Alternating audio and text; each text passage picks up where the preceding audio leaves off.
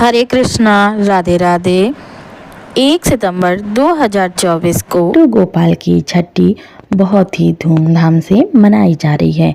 तो आइए इस शुभ अवसर पर श्रवण करते हैं कि कन्हैया का नाम लड्डू गोपाल कैसे पड़ा और लड्डू गोपाल के प्राकट्य की कथा। तो भगवान श्री कृष्ण के कई नाम हैं, श्याम, मोहन, बंसीधर, कान्हा, न जाने कितने, लेकिन इनमें से एक प्रसिद्ध नाम है लड्डू गोपाल। क्या आपको पता है कि भगवान कृष्ण का नाम लड्डू गोपाल क्यों पड़ा? ब्रज भूमि में बहुत समय पहले श्री कृष्ण के परम भक्त रहते थे कुम्भन दास जी। उनका एक पुत्र था रघुनंदन। कुम्भन दास जी के पास बांसुरी बजाते हुए श्री कृष्ण जी का एक विग्रह था। वे हर समय प्रभु की भक्ति में लीन रहते थे और पूरे नियम से श्री कृष्ण की सेवा करते थे। वे उन्हें छोड़कर कहीं नहीं जाते थे जिससे उनकी सेवा में कोई विघ्न हो। एक दिन वृंदावन से उनके लिए भागवत कथा करने का न्योता आया। पहले तो उन्होंने मना किया, परंतु लोगों के जोर देने पर वह जाने के लिए तैयार हो गए।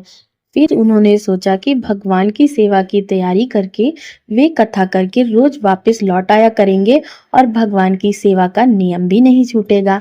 अपने पुत्र को उन्होंने समझा दिया कि भोग मैंने बना दिया है, तुम ठाकुर जी को समय पर भोग लगा देना। और वे चले गए। रघुनंदन ने भोजन की थाली ठाकुर जी के सामने रखी और सरल मन से आग्रह किया कि ठाकुर जी आओ, भोग लगाओ। उसके बाल मन में यह छवि थी कि वे आकर अपने हाथों से भोजन करेंगे जैसे हम खाते हैं। उसने बार बार आग्रह किया, लेकिन भोजन तो वैसे ही रखा था। अब वह उदास हो गया और रोते हुए पुकारा कि ठाकुर जी आओ, भोग लगाओ। ठाकुर जी ने बालक का रूप धारण किया और भोजन करने बैठ गए। रघुनंदन भी बहुत प्रसन्न हो गया। रात को कुम्भन दास जी लौट कर आए।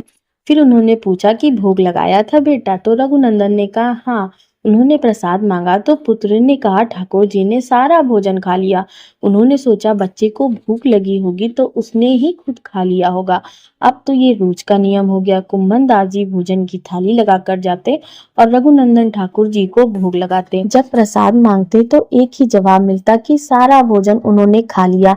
कुम्भन दास जी को अब लगने लगा कि पुत्र झूठ बोलने लगा है, लेकिन क्यों? उन्होंने उस दिन लड्डू बनाकर थाली में सजा दिए और छुपकर देखने लगे कि बच्चा क्या करता है। रघुनंदन ने रोज की तरह ही ठाकुर जी को पुकारा तो ठाकुर जी बालक के रूप में प्रकट होकर लड्डू खाने लगे। यह देखकर कुम्भन दास जी दौड़ते हुए आए और प्रभु के चरणों में गिरकर विनती करने लगे। उस समय ठाकुर जी के एक हाथ में लड्डू और दूसरे हाथ का लड्डू मुख में जाने को ही था कि वे उसी समय जड़ हो गए। उसके बाद से उनकी इसी रूप में पूजा की जाती है और वे लड्डू गोपाल कहलाए जाने लगे। बोलिए लड्डू गोपाल की जय। जय श्री राम।